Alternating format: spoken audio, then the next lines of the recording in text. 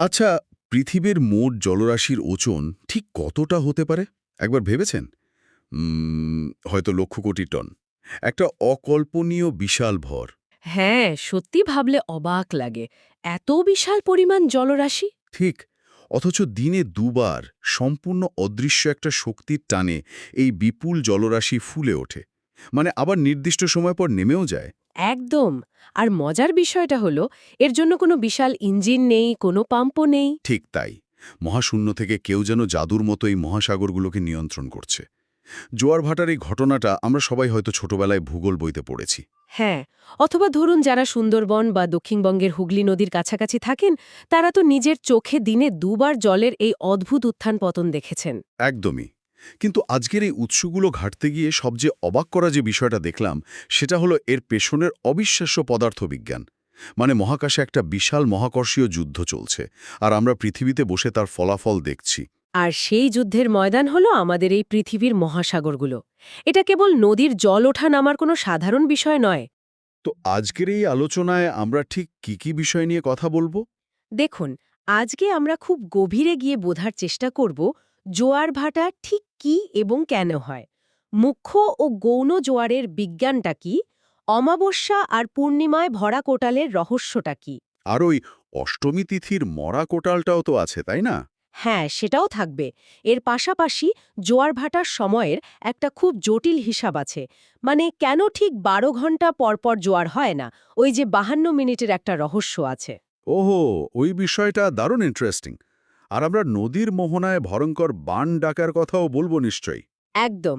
বান ডাকা কেন হয়, আর সবশেষে আমাদের দৈনন্দিন জীবনে জোয়ার ভাটার সুফল আর কুফলগুলো নিয়ে একটা পরিষ্কার ধারণা দেওয়ার চেষ্টা করব। দারুণ একটা রোডম্যাপ। তো এই মহাকর্ষীয় যুদ্ধের কথায় আমার প্রথমেই একটা বড় খটকা লাগছে। আমি যদি অঙ্কের হিসাবে দেখি, আমাদের সৌরজগতের ৯৯%রও বেশি ভর তো সূর্যের একার। হ্যাঁ, তা তো বটেই। উৎস অনুযায়ী সূর্য চাঁদের তুলনায় প্রায় ২৭.৭ কোটি গুণ বড়। আর এর ভর ২৫ মিলিয়ন বা ২৫৫ লক্ষ গুণ বেশি। বিশাল একটা পার্থক্য। তাহলে পৃথিবীর ওপর সূর্যের যে নিজস্ব আকর্ষণ বল, সেটাও তো চাঁদের চেয়ে প্রায় ১৭৭ গুণ বেশি শক্তিশালী হওয়া উচিত। তাহলে জোয়ারের ক্ষেত্রে আমরা চাঁদের কথা এত বেশি কেন বলি? এটা খুবই যৌক্তিক একটা খটকা। আসলে সূর্যের প্রবল আকর্ষণে তো আমাদের সাগরগুলোর জল একেবারে শুকিয়ে বা ছিটকে মহাশূন্যে চলে যাওয়ার কথা। হ্যাঁ, সেটাই তো। সেখানে চাঁদ কেন প্রধান ভূমিকা নিচ্ছে? দেখুন, মহাকর্ষের একটা খুব সাধারণ নিয়ম আছে। বস্তুর ভর যেমন আকর্ষণ বাড়ায়, দূরত্ব ঠিক ততটাই দ্রুত সে আকর্ষণকে কমিয়ে দেয়। নিউটনের মহাকর্ষ সূত্রটা মনে আছে তো? উম, ওই দূরত্বের বর্গের ব্যস্তানুপাতিক হওয়ার ব্যাপারটা। ঠিক ধরেছেন। এই বল দূরত্বের বর্গের ব্যস্তানুপাতিক।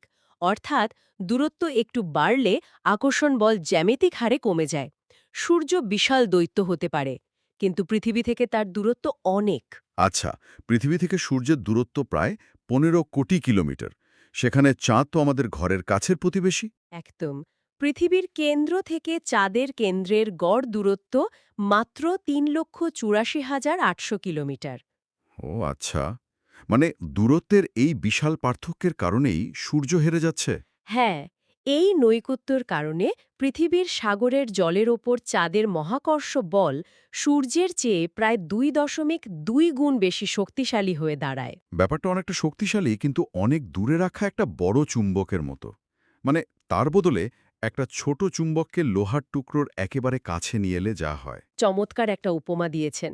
ছোট চুম্বকটাই তখন লোহাটাকে নিজের দিকে টেনে নেবে। আর চাঁদের এই প্রবল আকর্ষণের কারণে পৃথিবীর যে দিকটা চাঁদের দিকে মুখ করে থাকে, সেখানকার সমুদ্রের জল সবচেয়ে বেশি ফুলে ওঠে। আর চাঁদের সরাসরি টানে তৈরি হওয়া এই জলস্ফীতিকেই তো আমরা মুখ্য জোয়ার বা চন্দ্রজোয়ার বলি, তাই তো? একদম তাই। পৃথিবীর যে অংশ চাঁদের দিকে আছে সেখানে জল ফুলে উঠছে, এটা জলের মতো পরিষ্কার। কিন্তু সোর্সগুলোর মধ্যে সবচেয়ে চমকে দেওয়ার মতো যে তথ্যটা আমি পেলাম, সেটা হলো উল্টো দিকের জোয়ারটা। হ্যাঁ, গৌণ জোয়ারের ব্যাপকটা অনেকেই এটা নিয়ে কনফিউজড থাকেন। মানে চাঁদের টানে সামনের দিকে জোয়ার হলো বুঝলাম, কিন্তু পৃথিবীর ঠিক বিপরীত দিকে, অর্থাৎ যে অংশটা চাঁদ থেকে সবচেয়ে দূরে আছে, সেখানেও নাকি একই সময় জল ফুলে উঠছে। এটা কিভাবে সম্ভব? কারণ সেখানে তো চাঁদের মহাকর্ষ বল সবচেয়ে দুর্বল। হ্যাঁ, তাহলে জলকে বাইরের দিকে কে টানছে? এখানেই পদার্থবিজ্ঞানের আসল মজাটা। দেখুন, এই জায়গাটায় কেবল মহাকর্ষ একা কাজ করছে না। ছবিটার মধ্যে আরেকটা বিশাল শক্তি ঢুকে পড়ছে, কেন্দ্রাতিক বল বা সেন্ট্রিফিউগাল ফোর্স। আচ্ছা, কেন্দ্রাতিক বল। মনে রাখতে হবে, পৃথিবী মহাশূন্যে স্থির হয়ে বসে নেই। সে নিজের অক্ষের ওপর লাঠিমের মতো প্রবল বেগে ঘুরছে। নিরক্ষীয় অঞ্চলে এই ঘোড়ার গতি ঘণ্টায় প্রায় ১৬০০ কিলোমিটার। আর এই ঘোরার কারণেই জল বাইরের দিকে ছিটকে যেতে চাইছে। ছোটবেলায় মেলায় ওই নাগরদোলা বা মেরিগো রাউন্ডে ওঠার অভিজ্ঞতাটা মনে পড়ছে। হ্যাঁ, হ্যাঁ, ঠিক ওরকমই একটা অনুভূতি। যখন ওটা খুব জোরে ঘুরতে শুরু করে, তখন মনে হয় শরীরটা আসন থেকে বাইরের দিকে ছিটকে বেরিয়ে যাবে। আমাকে শক্ত করে রড ধরে বসে থাকতে হতো। পৃথিবীর সাগরের জলের সাথেও ঠিক ওই একই ঘটনা ঘটছে সারাক্ষণ।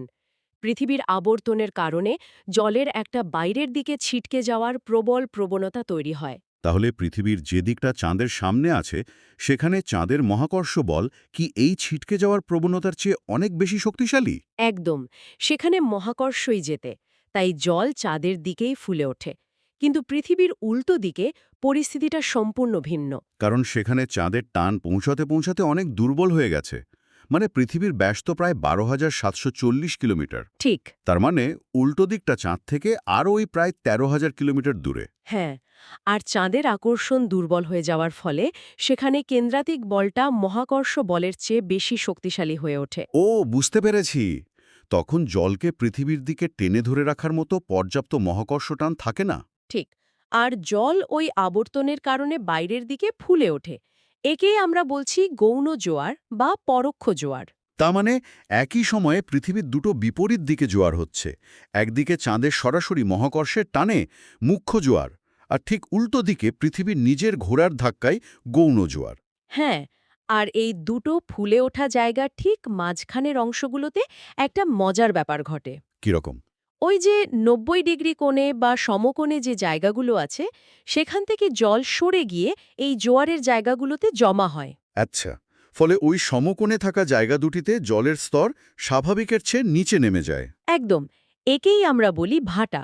অর্থাৎ একই সময়ে পৃথিবীর দুটি অংশে জোয়ার এবং দুটি অংশে ভাটা চলে। মহাকর্ষ আর কেন্দ্রাতিক বলের এই দড়ি টানাটানি তো পরিষ্কার হলো, কিন্তু সূর্যকে এই পুরো সময়টা শুধু দর্শক হয়ে বসে থাকে। এত বিশাল একটা নক্ষত্র নিশ্চয়ই এই খেলায় কখনো না কখনো যোগ দেয়। হ্যাঁ, নিশ্চয়ই দেয়। আর যখন সূর্য এই খেলায় সরাসরি যোগ দেয়, তখনই পরিস্থিতি সবচেয়ে নাটকীয় হয়ে ওঠে। এটা কি জ্যোতির্বিজ্ঞানে যেন কি একটা বলে? এর একটা বিশেষ নাম আছে, সিজিগি, বা ইংরেজিতে যাকে বলে সিজিগি। যখন চাঁদ, সূর্য এবং পৃথিবী মহাশূন্যে ঘুরতে ঘুরতে ঠিক একটা সরল রেখায় চলে আসে, তখন তাকে সিজিগি বলে। ব্যাপারটা সহজে কল্পনা করার জন্য ধরুন, আমি একটা শক্তিশালী টর্চ লাইট জেলে একটা গ্লোবের দিকে তাক করে আছে। টর্চটা হলো সূর্য আর গ্লোবটা পৃথিবী। খুব সুন্দর একটা উদাহরণ। এখন যদি একটা টেনিস বল মানে চাঁদ ঠিক টর্চ আর গ্লোবের মাঝখানে চলে আসে, অর্থাৎ তিনটে জিনিস একই সরল রেখায়, তখন কি হবে? তখন হয় অমাবস্যা তিথি। চাঁদ থাকে সূর্য আর পৃথিবীর ঠিক মাঝখানে। এই অবস্থাকে বলা হয় সংযোগ বা কনজাংশন। আচ্ছা। এই সময় পৃথিবীর এক পাশেই চাঁদ আর সূর্য দুজনেই মিলে একসাথে জলকে টান দেয়। চাঁদের নিজস্ব টান তো আছেই, তার সাথে সূর্যের ওই বাড়তি টান যুক্ত হয়ে একটা বিশাল জলস্ফীতি তৈরি করে। আর পূর্ণিমার সময় তখন তো পৃথিবী থাকে এই সূর্য আর চাঁদের মাঝখানে। হ্যাঁ, একে বলে প্রতিযোগ বা অপোজিশন। তখন পৃথিবীর একদিকে চাঁদ প্রবল শক্তিতে টানছে আর ঠিক উল্টো দিকে সূর্য টানছে। আর একই সাথে পৃথিবীর কেন্দ্রাতিক বলও তো কাজ করছে। ঠিক বলেছেন। কেন্দ্রাতিক বল তখন সেই সূর্যের টানের দিকেই কাজ করছে। অর্থাৎ দুই বিপরীত দিকেই টানটা সর্বোচ্চ মাত্রায় পৌঁছে যায়। তার মানে এই অমাবস্যা এবং পূর্ণিমা দুই অবস্থাতেই জোয়ারের জল স্বাভাবিকের চেয়ে অনেক বেশি ফুলে ওঠে। হ্যাঁ, প্রায় ২০% বেশি ফুলে ওঠে। একেই বলা হয় ভরা কোটাল বা স্প্রিং টাইড। এই কোটাল শব্দটার উৎপত্তি নিয়ে সোর্সে একটা দারুণ তথ্য ছিল। তামিল শব্দ কডাল থেকে কোটাল কথাটা এসছে, যার মানে সমুদ্র। বাহ, এটা একটা বেশ দারুণ তথ্য। আর এর মধ্যে অমাবস্যার ভরা কোটালটা বেশি শক্তিশালী হয় বলে একে অনেক সময় তেজ কোটালও বলা হয়। আচ্ছা, যদি এই মহাকর্ষীয় খেলায় চাঁদ আর সূর্য এক লাইনে না থেকে পৃথিবীর সাথে ৯০ ডিগ্রি বা সমকোণে চলে যায়, তখন কি হবে? তখন তৈরি হয় মরা কোটাল বা নিপটাইড। কৃষ্ণপক্ষ এবং শুক্লপক্ষের অষ্টমী তিথিতে চাঁদ আর সূর্য পৃথিবীর সাথে সমকোণে অবস্থান করে। ব্যাপারটা একটু ভেঙে বোঝাবেন। ধরুন পৃথিবীর যে অংশ চাঁদের সামনে আছে সেখানে চাঁদের টানে মুখ্য জোয়ার হচ্ছে, কিন্তু সূর্যের আকর্ষণ বল তখন ৯০ ডিগ্রি কোণে কাজ করছে। আচ্ছা, মানে সূর্য তখন অন্য দিক থেকে টানছে। হ্যাঁ, ফলে সেই জোয়ার ততটা তীব্র হতে পারে না। চাঁদ আর সূর্য একে অপরের মহাকর্ষ বলকে কিছুটা প্রশমিত বা দুর্বল করে দেয়। জোয়ার হয় ঠিকই, কিন্তু জলের উচ্চতা খুব একটা বাড়ে না। এই আলোচনার ফাঁকে আমার মনে হয় একটা খুব সাধারণ ভুল ধারণা পরিষ্কার করে নেওয়া দরকার। অনেকেই সাগরের জলের অবিরাম ছুটে চলাকে জোয়ার ভাটা ভেবে গুলিয়ে ফেলেন। আপনি কি সমুদ্র স্রোতের কথা বলছেন? হ্যাঁ, সমুদ্র স্রোত আর জোয়ার ভাটাকে অনেকেই একই জিনিস মনে করেন। একদমই না। এই দুটো সম্পূর্ণ আলাদা প্রাকৃতিক ঘটনা। জোয়ার ভাটা হলো নির্দিষ্ট সময় অন্তর সাগরের জলের এক জায়গায় দাঁড়িয়ে ফুলে ওঠা আর নেমে যাওয়া। মানে যেন সাগর একটা ছন্দে শ্বাস নিচ্ছে আর ছাড়ছে। ঠিক তাই। এটা ঘটে চাঁদ আর সূর্যের মহাকর্ষের টানে। অন্যদিকে সমুদ্র স্রোত হল আক্ষরিক অর্থেই মহাসাগরের ভেতরে বয়ে চলা বিশাল নদী। যেটা এক জায়গা থেকে আরেক জায়গায় বয়ে যায়। হ্যাঁ, বাতাস, পৃথিবীর আবর্তন আর জলের তাপমাত্রা বা লবণাতার পার্থক্যের কারণে জল যখন এক জায়গা থেকে আরেক জায়গায় এক নাগাড়ে ছুটে যায়, তখন তাকে সমুদ্র স্রোত বলে। জোয়ার ভাটার মতো এর নির্দিষ্ট কোনো ওঠা-নামার সময় নেই। আচ্ছা, সময়ের কথায় যখন এলাম, তখন একটা গাণিতিক ধাঁধার সমাধান করা যাক। এই জায়গাটা আমার কাছে সবচেয়ে আকর্ষণীয় লেগেছে। বলুন। দেখুন, পৃথিবী নিজের অক্ষের উপর একবার পাক খেতে সময় নেয় ২৪ ঘন্টা। এই ২৪ ঘন্টায় পৃথিবীর যে কোনো জায়গা একবার চাঁদের সামনে আসবে আর ১২ ঘন্টা পর ঠিক উল্টো দিকে যাবে। হ্যাঁ, সাধারণ হিসাব তো এটাই বলে। তাহলে অঙ্কের নিয়ম অনুযায়ী ঠিক ১২ ঘন্টা পর পর জোয়ার আর ভাটা হওয়া উচিত। কিন্তু বাস্তবে প্রতিদিন জোয়ারের সময় পিছলে যাচ্ছে। আজকে সকাল ১০টায় জোয়ার হলে কালকে হচ্ছে সকাল ১০টা ৫২ মিনিটে। এই ৫২ মিনিটের রহস্যটা কি? এই রহস্যের চাবিটাকে লুকিয়ে আছে চাঁদের নিজের গতির মধ্যে। আমরা যদি ধরে নিই যে চাঁদ মহাকাশে এক জায়গায় স্থির হয়ে বসে আছে আর পৃথিবী তার সামনে ঘুরছে, তাহলে ঠিক ১২ ঘন্টা পরপরই জোয়ার হতো। আচ্ছা, কিন্তু বাস্তব তো তা নয়। একদমই না। চাঁদ নিজেও পৃথিবীর চারপাশে একটা বিশাল উপবৃত্তাকার ট্র্যাকে ছুটছে। ও, তার মানে ব্যাপারটা অনেকটা ওই দৌড়ের ট্র্যাকের মতো। ধরুন পৃথিবী একটা দৌড়ের ট্র্যাকে আছে, সে ২৪ ঘন্টায় এক পাক ঘুরে আবার স্টার্ট লাইনে ফিরে এলো। হ্যাঁ, এই আশায় যে চাঁদ ঠিক সেখানেই দাঁড়িয়ে আছে। কিন্তু চাঁদ তো ততক্ষণে এগিয়ে গেছে। ঠিক ধরেছেন। চাঁদ পৃথিবীর চারদিকে একবার ঘুরে আসতে প্রায় ২৭.৫ দিন সময় নেয়। এই হিসাবে পৃথিবী যখন ২৪ ঘন্টায় নিজের অক্ষে একবার পাক খেয়ে আগের জায়গায় আসে, চাঁদ ততক্ষণে তার নিজের কক্ষপথে বেশ খানিকটা এগিয়ে যায়। কতটা এগিয়ে যায়? প্রায় ১৩ ডিগ্রি ১০ মিনিট পথ এগিয়ে যায়। আমরা জানি পৃথিবী ২৪ ঘন্টায় ঘোরে ৩৬০ ডিগ্রি, মানে ১ ঘন্টায় ঘোরে ১৫ ডিগ্রি। তাহলে ওই এগিয়ে যাওয়া ১৩ ডিগ্রি পথটুকু কভার করে চাঁদের মুখোমুখি হতে গেলে পৃথিবীকে তো আরও কিছুটা পথ বেশি দৌড়াতে হবে। একদম। আর এই ১৩ ডিগ্রি যেতে পৃথিবীর কতটা সময় লাগবে বলুন তো? প্রায় ৫২ মিনিট। নিখুঁত হিসাব। পৃথিবীর এই বাড়তি পথটুকু কভার করে আবার চাঁদের ঠিক সামনে পৌঁছাতে ৫২ মিনিট ৪০ সেকেন্ড সময় লেগে যায়। ও আচ্ছা, এই কারণেই কোনো একটি জায়গায় আজকে মুখ্য জোয়ার হওয়ার ঠিক ২৪ ঘন্টা পর চাঁদকে সেখানে পাওয়া যায় না। হ্যাঁ, সেখানে পৌঁছাতে পৃথিবীর সময় লাগে ২৪ ঘন্টা ৫২ মিনিট। এই হিসাবটা চমৎকার। তাহলে একটা মুখ্য জোয়ার থেকে পরবর্তী গৌণ জোয়ারের সময়ের ব্যবধান হবে এই ২৪ ঘন্টা ৫২ মিনিটের ঠিক অর্ধেক, অর্থাৎ প্রায় ১২ ঘন্টা ২৬ মিনিট। আর একটা জোয়ার এবং ঠিক তার পরের ভাটার মধ্যে সময়ের ব্যবধান হবে এর অর্ধেক। মানে প্রায় ৬ ঘন্টা ১৩ মিনিট। একদম ঠিক। এই জন্যই জোয়ার ভাটার সময়সূচি প্রতিদিন প্রায় ৫২ মিনিট করে বদলাতে থাকে।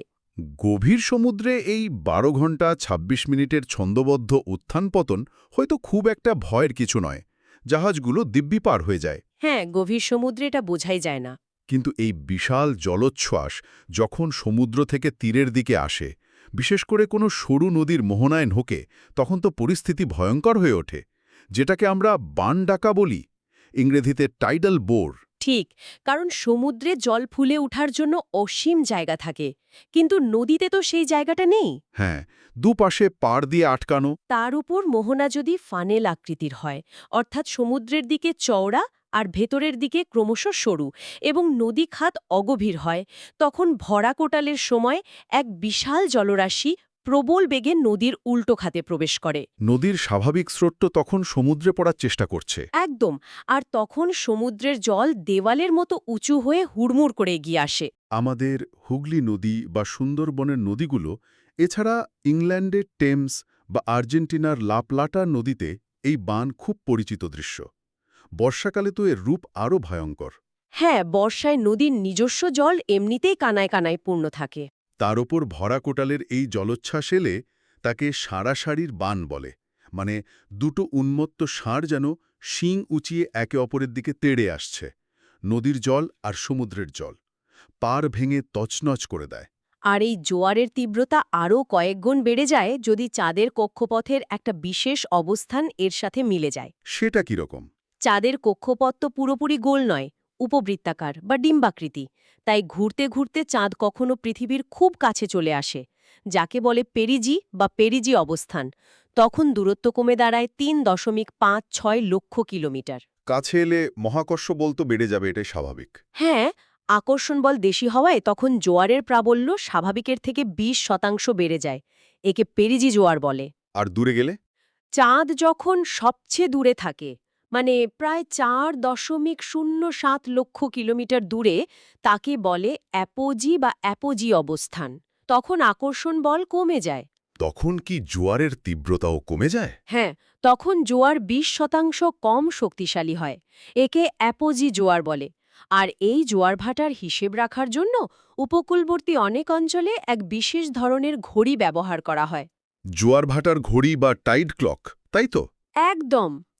এই ঘড়ির কথা উঠতেই আমার মনে হলো, জোয়ার ভাটা তো শুধু বিজ্ঞানের পাতায় থাকা কোনো নিয়ম নয়, এটা আমাদের অর্থনীতি আর জীবনযাত্রার সাথে ওতপ্রোতভাবে জড়িত। এর যেমন মারাত্মক কিছু ধ্বংসাত্মক দিক আছে, তেমনি বেশ কিছু দারুণ সুফলও আছে। সুফলগুলোই আসলে আমাদের সভ্যতাকে অনেক দিক থেকে বাঁচিয়ে রেখেছে। যেমন ধরুন বন্দরগুলোর কথা। হ্যাঁ, বড় বড় জাহাজ, যেগুলো এমনিতে অগভীর নদীর মোহনা পেরোতে পারে না, সেগুলো জোয়ারের জলের ওপর ভর করে সহজেই ভেতরে ঢুকে আসে। আমাদের কলকাতা বন্দর বা লন্ডনের মতো বন্দরগুলো এই জোয়ারের উপর পুরোপুরি নির্ভরশীল।